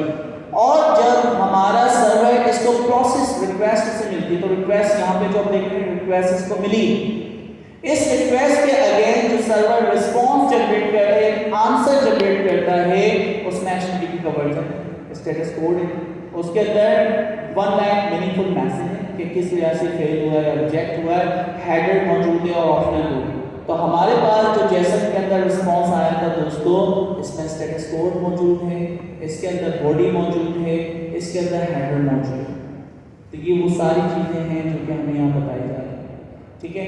अच्छा, फिर कनेक्शन को अलाइव रखना है या नहीं, तो कनेक्शन अलाइव, यहाँ पे देखिए कनेक्शन अलाइव का कुछ आ रहा है नहीं, इसमें हमने नहीं डाला तो भी हमें ज़रूरत, कनेक्शन अलाइव आ रहा है नहीं आ रहा रिस्पॉन्स के अंदर या रिक्वेस्ट के अंदर, ठीक है। तो हमने वो नहीं बताया हेडर के अंदर, हेडर में देखिए कनेक्शन अलाइव यहाँ नहीं बता रहा, और सर्वर के रिस्पॉन्स के ऊपर, ये सर्वर का रिस्पॉन्स है, तो इसके मेडिसिन देख रही और जब आपके सारे काम हो जाते हैं तो हम कनेक्शन को क्या कर देंगे, वो खुद ब खुद डिस्कनेक्ट हो जाएगा एक पर्टिकुलर टाइम के बाद। एक कनेक्शन अलाइव रखना नहीं रखना, ये डिसीजन मेकिंग भी हमारी। ओके दोस्तों, तो ये हमारे पास कौन सा नेटवर्क प्रोटोकॉल है दोस्तों, कौन सा प्रोटोकॉल है, HTTP, हाइपरटेक्स्ट ट्रांसफर प्रोटोकॉल। अच्छा, फिर उसके बाद है हमारे पास मैसेज का स्ट्रक्चर। क्लाइंट से जो हम मैसेज भेज रहे हैं और सर्वर हमें जो मैसेज रिस्पॉन्स। तो यार अभी तो हमने थोड़ी देर पहले देखा है कि आपकी जो भी रिक्वेस्ट होगी, चाहे वो क्लाइंट साइड या फिर सर्वर साइड, तो क्लाइंट साइड रिक्वेस्ट के अंदर जो पहली लाइन होती है ना, यहाँ से लेके यहाँ तक, उसका क्या बोलते हैं? स्टार्ट, जिसके अंदर मेथड और सारी चीजें शामिल होती हैं। तो स्टार्ट लाइन के अंदर क्या क्या होता है? स्टार्ट लाइन के अंदर होती है डिफरेंट फॉर रिक्वेस्ट, ठीक है। तो हमारे पास मुख्तलिफ इसमें URL, उसमें HTTP का वर्जन, रिस्पॉन्स के अंदर क्या होता है? HTTP का वर्जन और स्टेटस कोड। अभी आप देखिए ना, रिक्वेस्ट जो हमारी जा रही है उसमें URI, ठीक है, और दूसरा क्या है? HTTP version. तो यहाँ पे अगर हम आए, रिक्वेस्ट जब हम भेज रहे हैं, इस रिक्वेस्ट के इस URL को क्या कहना है? URL, ठीक है। स्टैंडर्ड वोकैबुलरी इस्तेमाल होती है इसमें। डायनामिक वैल्यू हर URI के अगेंस्ट आपको डेटा, URL भी आप कह लें इसको, ठीक है। तो आपकी जैसे /ABC/ आपका नाम फेसबुक के ऊपर, तो URI। तो दोस्तों आपका जो भी URI है वो रिक्वेस्ट के अंदर हम भेजते हैं, इसको सिंपल URL कहते हैं। तो हम एक URL भेजते हैं, रिक्वेस्ट के अंदर मेथड होता है HTTP का वर्जन, और जब रिस्पॉन्स आता है, तो जब मेरे पास रिस्पॉन्स आया, यहाँ पर हम देखते हैं HTTP का रिस्पॉन्स जो आ रहा है वो रिस्पॉन्स ही आ रहा है। उस रिस्पॉन्स के अंदर भी हमारे पास यहाँ से हम देखें तो जो रिस्पॉन्स आ रहा है, उस रिस्पॉन्स के अंदर भी HTTP का क्या शामिल है दोस्तों? वर्जन शामिल, उसका URL शामिल, उसका मेथड शामिल है, स्टेटस कोड शामिल है, और वन लाइन मीनिंगफुल मैसेज। तो ये सारी चीज़ें इन्होंने यहाँ पे बताई। तो सबसे पहले स्टार्ट लाइन, HTTP हेडर हमारे पास होता है, हम क्लाइंट से भेजें या सर्वर से भेजें। तो आपने यहाँ पे नोट किया कि क्लाइंट से भी हेडर गया था, क्लाइंट से क्या गया है? हेडर। जब ये डेटा प्रोसेस हुआ है तो सर्वर से भी क्या है? हेडर। तो दोनों कंप्यूटर, क्लाइंट और सर्वर के दरमियान हेडर भी होता है। एक लाइन ब्लैंक होती है आपकी बॉडी और हेडर के दरमियान, क्योंकि इन्होंने जो हमने इसको विजुअलाइज करवाया है तो डायरेक्टली आपने फास्ट API के जरिए UI बनाएंगे, यूजर इंटरफेस के साफ सुथरा। मैं कंसोल से अगर रिक्वेस्ट भेजता तो एक ब्लैक लाइन आती आपकी बॉडी और हेडर के दरमियान। अच्छा, फिर उसके बाद ये स्टैंडर्ड, और उसके बाद क्या होगा? ऑप्शनल क्या होती है दोस्तों? बोल। अच्छा, फिर क्या है? HTTP के मोस्ट कॉमन मेथड कौन कौन से? Get, pause, put, delete, add, options और पैच। हेडर्स में मिसिंग है तो हेडर भी होता है। अच्छा, फिर हमारे पास हम आते हैं स्टेटस कोड। देखिए, स्टेटस कोड अगर नहीं होते ना, सबसे पहला जो हमारे पास वर्जन बनाया था 0.9 HTTP, तो 0.9 जो HTTP का वर्जन बना था उसमें रिक्वेस्ट जाती थी, रिस्पॉन्स आया या नहीं, वो डेटा वहाँ मौजूद है या नहीं, कोई भी रिस्पॉन्स नहीं आता। रिस्पॉन्स आ जाए तो हम रेंडर करके शो करवा देते हैं। लेकिन उस रिक्वेस्ट के साथ क्या हुआ? आपने कहा कि पेनावर्सिटी की वेबसाइट, फॉर एग्जाम्पल पेनावर्सिटी की वेबसाइट का, अच्छा, अब पेनावर्सिटी की वेबसाइट पे हम जाते हैं, हम कहते हैं /पाकिस्तान का पेज मौजूद है, पाकिस्तान का पेज। अभी तो मुझे फौरन पता चल गया। पहले जब 0.9 HTTP का वर्जन बनाया था उसके अंदर कोई स्टेटस कोड नहीं, यानी वो रिक्वेस्ट गई, हम पूरी जिंदगी इंतजार करते रहेंगे कि उसका रिस्पॉन्स आए, हमें पता ही चल जाए वो रिक्वेस्ट प्रोसेस हो तो फेल हो। जैसे मैंने आपको कहा कि रिक्वेस्ट मदार कायदे पे जाए और कायदा को बोले रिक्वेस्ट स्टॉप को बुलाया जाए, तो ये रिक्वेस्ट अगर भेजी जाए तो क्या होगी? आप जाएंगे मदार कायदे में, कायदा आज़म आपको सिर्फ वास्ट स्टॉप को बुलाया जाए, तो पूरी ज़िंदगी आप वहाँ गुजार लें, तो वो उठने वाले नहीं हैं, ठीक है। तो अब हमें पता चला कि रिक्वेस्ट क्या होगा? फेल होगी कि सर वो मर चुके हैं और वो वापसी नहीं आ सकती, ठीक है। तो ये रिस्पॉन्स, तो आप या तो वहाँ पूरी ज़िंदगी आपको रिक्वेस्ट देगी, पूरी ज़िंदगी आप बोल रहे हैं कि आपको बुलाया जाए, वो उठे ना, आप बोलते हैं, तो या तो ऐसी रिक्वेस्ट कर सकते हैं। लेकिन आपने रिक्वेस्ट भेजी और आपने जब वहाँ पे कहा कि कायदा से आपको बुलाया जाए, दूसरों में भाई मर्ज ये नहीं जाएंगे, तो स्टेटस कोड दे दिया 404 तो भाई ये मौजूद नहीं है, ये है ही नहीं है। तो आपने रिस्पॉन्स वापसी क्लाइंट को भेजना है जो भी रिक्वेस्ट के साथ है। तो 0.9 के लिए चीज़ तो उसके बाद जो आपका HTTP 1 वर्जन बना 1 और 1.1 उसके अंदर स्टेटस कोड की लिस्ट ऐड कर दी।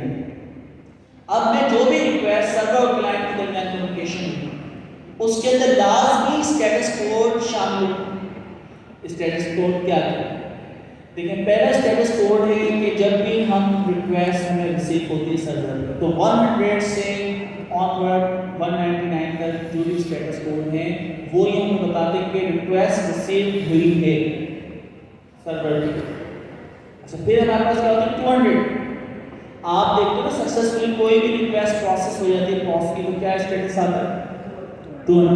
तो कोई भी सक्सेसफुली यानी आपकी रिक्वेस्ट प्रोसेस हो जाती है 200 का स्टेटस मोस्ट कॉमन आप लोग देखो अभी भी स्टेटस कोड क्या है 200। अच्छा फिर हम यहाँ पे आते हैं 200 कोई भी डेटा मौजूद है वो प्रोसेस होकर वापस रेंडर होकर आ गया तो 200 कोई भी पॉज मेथड से डेटा भेजा वहाँ पर वो डेटा अपडेट होगी डेटाबेस में इंसर्ट हो गया तो स्टेटस कोड क्या होता है 201। तो हमारे पास मुख्तलिफ क्या होते हैं स्टेटस कोड जिससे हमें पता चल जाता है हाँ इस रिक्वेस्ट के अगेंस्ट क्या प्रोसेस होगा। अच्छा इसी तरह आप abc.com डाल दें जैसे कि आप chat.com डाल दें x.ai ठीक है x.ai का मैं यहाँ पे देता हूँ हाई लिखता हूँ जैसे हाई लिखता हूँ आप URL काउंट करें कहाँ ले गया कहाँ ले गया blog.com ये क्या किया इसने रीडायरेक्ट ठीक है। तो कोई भी रिक्वेस्ट अगर रीडायरेक्ट की आती है तो उसके स्टेटस कोड क्या होंगे दोस्तों 300 के कुछ। इसी तरह कोई पेज वगैरह कोई भी क्लाइंट साइड एरर कोई भी क्लाइंट साइड एरर जैसे कि मैंने कहा कि मैं क्लाइंट साइड पे क्या किया ये आपने 404 गलती किसकी है क्लाइंट ने एक ऐसा पाथ लिखा है जो कि सर्वर पे मौजूद नहीं। अच्छा क्लाइंट और क्या गलती कर सकता है जैसे मैं यहाँ पे देखो जैसन डेटा भेज रहा हूँ जैसन के अंदर देखो मैंने गलती कर दी क्या मिस कर दिया कॉम। अब मैं रिक्वेस्ट भेजता हूँ स्टेटस कोड क्या है ठीक है और बता भी है क्या तो मुझे फौरन पता चल गया कि यार क्लाइंट साइड पे ये प्रॉब्लम है मैं जैसन को देखूंगा और उसको सही करूँ क्लियर। तो ये आपकी क्लाइंट की तरफ से कोई भी गलती होती है तो सर्वर से प्रोसेसिंग के भी बता देता है कि गलती तुम्हारी है। तो क्लाइंट साइड के एरर्स की जो लिस्ट है वो 400 से स्टार्ट होती है ठीक है। तो 400 बैक रिक्वेस्ट इसका 401 इसका भी हमने कौन सी देखिए 402 तो वो रिक्वेस्ट आप जनरेट करवाते हैं। अच्छा सर्वर पे प्रोसेस करते हैं सर्वर किसी भी ऐसे फेल हो जाता है तो सर्वर के ऊपर कोई भी एरर आता है तो हमें स्टेटस कोड किसमें शो होते हैं 500 तो स्टेटस कोड HTTP जब भी हम बनाएंगे हाइपरटेक्स्ट ट्रांसफर प्रोटोकॉल तो इसके अंदर सबसे पहले आपके क्लाइंट और सर्वर के दरमियान क्या होती है कम्युनिकेशन यानी रिक्वेस्ट रिस्पॉन्स साइकिल। दूसरी चीज़ हमारे पास होती है ये सारे स्टैब्लिश वगैरह होंगे। दूसरी चीज़ होती है स्ट्रक्चर मैसेज जो कि सर्वर और क्लाइंट के दरमियान होता है। तीसरी चीज़ होती है आपके मेथड्स जो कि हम अच्छी तरह जानते हैं पॉज मेथड गेट मेथड का इस्तेमाल करते हैं। अच्छा चौथी चीज़ होती है स्टेटस कोड तो जो भी आप रिक्वेस्ट भेजते हैं उस रिक्वेस्ट के साथ क्या हुआ है उसका स्टेटस कोड हमें लाजमी होता है ताकि हम नेक्स्ट स्टेप ले सकें कि यार आपको क्या कायदा को बुलाएं तो आपने कहा कि सर वो बढ़ चुके हैं तो स्टेटस कोड मेरे पास आ गया 404 कि भाई अब वो मौजूद ही नहीं तो आप कैसे सबको बुला सकते। इस तरह एक पेज आपके जो वेबसाइट पे pakistan.com एक लाइक पेनावर्सिटी के ऊपर पाकिस्तान का पेज वो मौजूद ही तो 404 ने मुझे बता दिया ये चीज़ मौजूद नहीं है। फिर हमारे पास स्टेटस कोड के बाद है स्टेटलेसनेस। स्टेटलेस आप लोग अच्छी तरह जानते हैं रिक्वेस्ट प्रोसेस हुई रिस्पॉन्स दिया और उसके बाद इनका कोई ताल्लुक नहीं कोई मेमोरी याद ना रखे उसको कहते हैं स्टेटलेस। तो HTTP जितनी भी रिक्वेस्ट होती है वो क्या होती है स्टेटलेस बनाई जाती है ताकि आपके सर्वर के ऊपर बहुत ज़्यादा लोड ना हो। HTTP हेडर्स को हम अच्छी तरह जानते हैं ठीक है। तो HTTP हेडर्स के अंदर हम डेट भेज सकते हैं कनेक्शन की टाइप वगैरह हो सकती है रिक्वेस्ट का हेडर एक्सेप्ट ऑथराइजेशंस ठीक है हेडर के रिस्पॉन्स में क्या क्या चीज़ होती है। अब 0.9 की सारी चीज़ें हम देखते हैं पॉज मेथड और गेट मेथड के मैसेज की तरह ये रिक्वेस्ट है कौन सी रिक्वेस्ट है दोस्तों गेट क्या है सबसे पहले स्टार्ट टाइम में मेथड। दूसरी चीज क्या है URL तीसरी चीज वर्ड, हाउस का नाम ये भी हेडर यूज करेंगे। फिर क्या है एजेंट की टाइप, ये भी क्या है हेडर। एक्सेप्ट कौन सी टाइप करेगा, ये भी क्या है हेडर। लैंग्वेज और कनेक्शन लाइव है क्लाइंट साइड।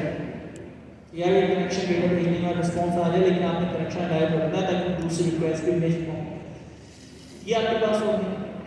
इसी तरह इसका जो रिस्पॉन्स आएगा तो रिस्पॉन्स में क्या है दोस्तों, स्टार्ट लाइन में HTTP version status code 1 meaningful line कोई भी मैसेज हो। फिर उसके बाद ये क्या है header, date, time, server type, content type की लैन कनेक्शन लाइन में बीच में क्या होता है हमेशा ब्लैंक लाइन और उसके बाद क्या होती है optional board.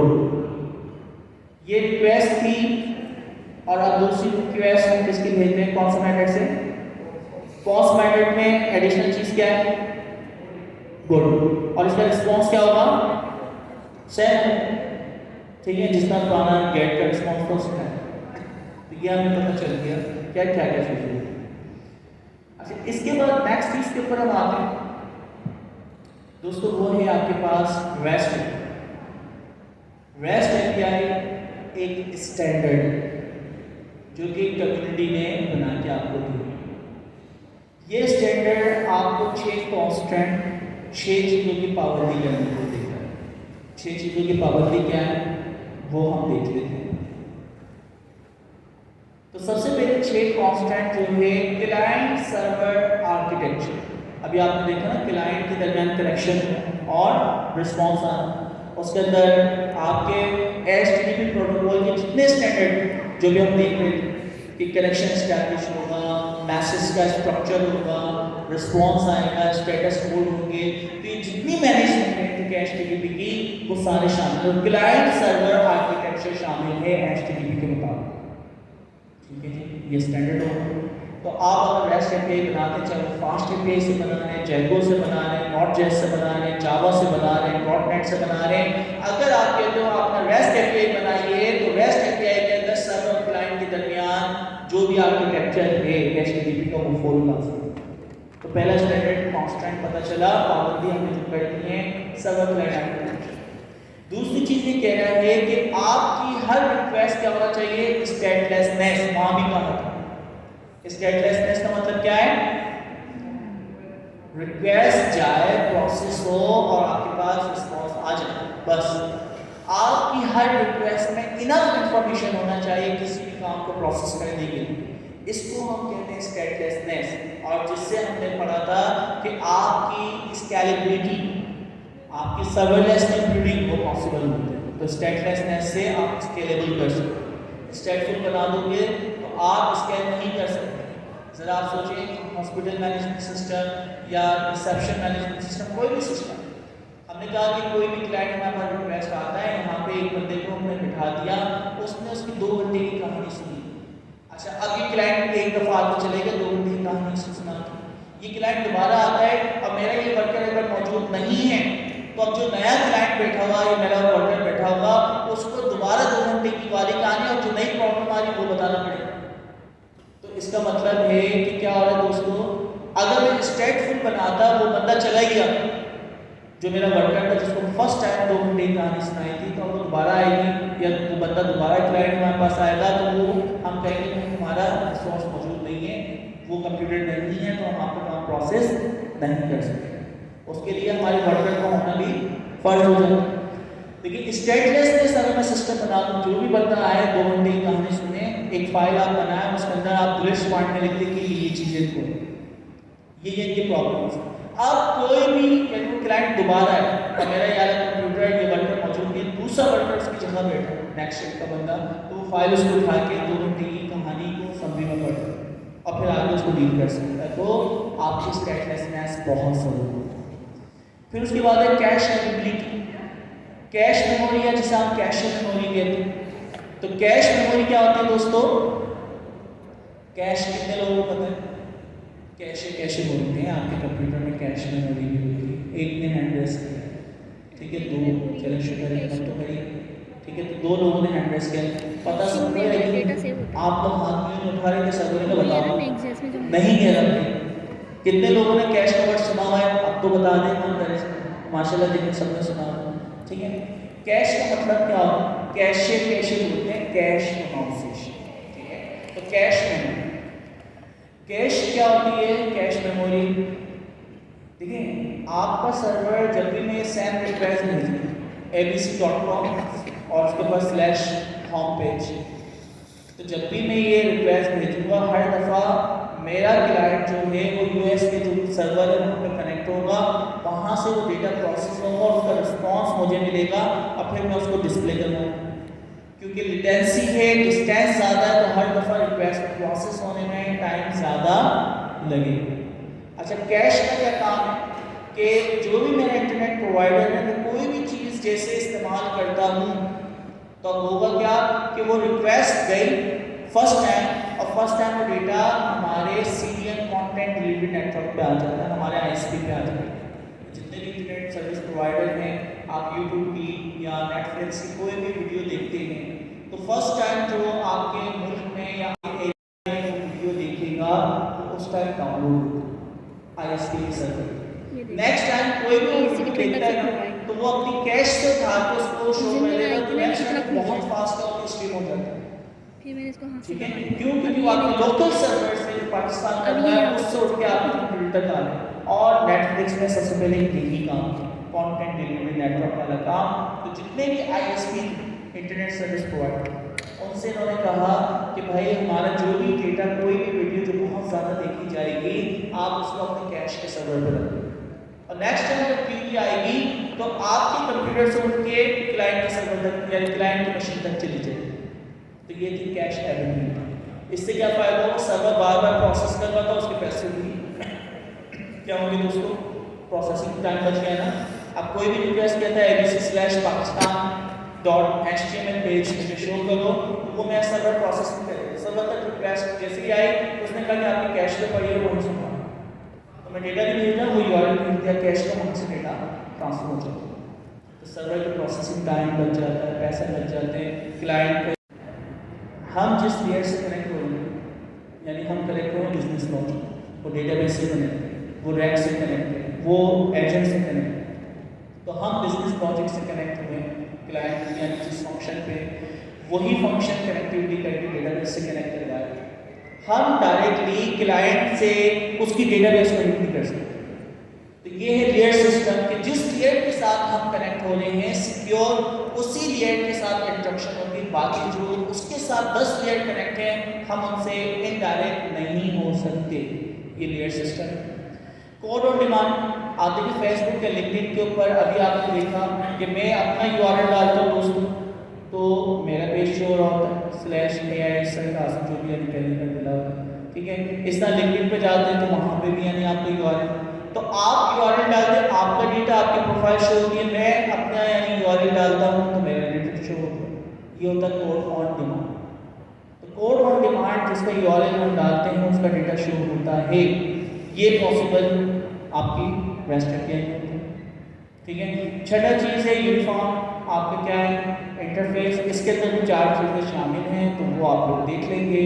Identification resources, manipulation resources, pro presentation, और क्या है? सेल्फ डिस्क्रिप्टिव मैसेज होना चाहिए और hypermedia as the engine of application stack. तो ये 5 चीज़ें, 4 चीज़ और शामिल होना चाहिए। तो यार अगर हम इस स्टैंडर्ड को फॉलो करें, चाहे अब आप नेक्स्ट.js के जरिए बना रहे हैं, अच्छा नेक्स्ट.js जो भी आप लोग बना रहे होते हैं उन्होंने इस स्टैंडर्ड को फॉलो किया होगा, इसलिए हमने कभी इसको डिटेल से पढ़ा ही नहीं। हम फास्ट एपीआई से एपीआई बनाए, रेस्ट एपीआई बाय डिफॉल्ट बनाते हैं, सारे स्टैंडर्ड ऑलरेडी फॉलो कर रहे हैं। हम जेगो से या फ्लास्क से ये एपीआई बना रहे होते हैं तो ये ऑलरेडी फॉलो कर रहा होता है। ये पावर है किसी दोस्तों? Rest API. तो रेस्ट एपीआई कोई आपके पास डिज़ाइन पैटर्न या आर्किटेक्चर नहीं है, ये स्टैंडर्ड है। इस स्टैंडर्ड को अगर हम फॉलो करते हैं तो हम कह सकते हैं ये रेस्ट है। इसको और आसान करते हैं, आप जब यूआरएल बनाते हैं, हर यूआरएल को आप लोग नॉर्मली ना जब एपीआई आप लोग बनाते हैं, आप लोग एक्शन में वर्ड में सोचते हैं। वर्ड में क्या है? स्टूडेंट मैनेजमेंट सिस्टम अगर आप बना रहे हैं तो आप बोलेंगे स्टूडेंट का डेटा इंसर्ट होता है, क्रिएट का एक एक्शन होता है, स्टूडेंट का डेटा अपडेट होता है, स्टूडेंट का डेटा डिलीट होता है, और कोई स्टूडेंट का डेटा ऑलरेडी मौजूद है तो उस डेटा को कैट करना है। तो 4 एक्शन आपने सोचे। अब जरा सोचिए कि स्टूडेंट, फैकल्टी, टीचर, मैनेजर्स, इन सब का सिस्टम बनाया तो कितने सारे एक्शन सोचना पड़ेगा। रेस्ट एपीआई आर्किटेक्चर ये कहता है कि हर चीज को नाउन सोचिए। जब एपीआई आता है हर चीज को क्या सोचना है, नाउन। अच्छा, मैं नाउन अगर सोचता हूँ तो हमारे पास टीचर एक नाउन, स्टूडेंट एक नाउन, पर मैं स्टूडेंट को नाउन में सोचूं। अच्छा, नाउन में यूआरएल कैसा होना चाहिए, जैसे पैनावर्सिटी के अगर प्लेटफॉर्म में बना रहा हूँ तो पैनावर्सिटी /स्टूडेंट्स, ये नाउन एक है और एक से ज़्यादा यानी स्टूडेंट्स हो, तो स्टूडेंट /कासिम, तो मैंने उसको कासिम को एक नाउन कंसीडर किया और स्टूडेंट की कैटेगरी में आ रहा है तो हमने यूआरएल क्या बनाया, पैनावर्सिटी /स्टूडेंट /कासिम। और इसी को अगर फैकल्टी में डालें तो यूआरएल क्या होना चाहिए, पैनावर्सिटी /फैकल्टी /कासिम। इसी को मैनेजमेंट में डालें या मैनेजर्स में डालें तो क्या होगा, पैनावर्सिटी /मैनेजर्स /कासिम।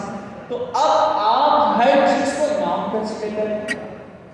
अगर नाउन कंसीडर किया आपके पास 6 या 7 जो प्रोटोकॉल के मेथड्स थे एचटीटीपी, तो अब उसको हम यहाँ पे अप्लाई कर सकते हैं। कासिम को अगर क्रिएट करना है तो पॉस मेथड से क्रिएट करें, कासिम का डेटा अगर गेट करना है तो गेट मेथड से हासिल करें, कासिम के डेटा को अपडेट करना है तो पुट से आपको डिलीट करना है तो डिलीट कर। तो वो सारी इंफॉर्मेशन जितने एक्शन है वो मैट्रिक्स से अप्लाई होते हैं। तो आप हर चीज को नाउन कंसीडर करें और जो आपके मैट्रिक्स मौजूद हैं उनको इस्तेमाल करते हुए डिलीट, अपडेट, पुट जो भी आपको करना हो तो आप जैसा RPC एक MCP में हम मोस्टली यूज़ करेंगे ये प्रोटोकॉल। अच्छा, जेसन RPC में सबसे पहले जेसन का वर्जन जो अभी लेटेस्ट चल रहा है 2.0, इसके बाद मेथड, सपोज हम जैसे सब्ट्रैक्ट का मेथड है उसको कॉल कर रहे हैं, उसके बाद उसके पैरामीटर्स के ऑब्वियसली जैसे सब्ट्रैक्ट का मेथड है तो वो 2 नंबर्स देगा तो वो पैरामीटर्स आ जाएंगे। देन सेकेंडली इसकी आईडी। अच्छा, आईडी बहुत ज़रूरी होती है, अगर आईडी हम ना दें तो उसमें फिर नोटिफिकेशन फिर रेज हो जाती है। Thank you.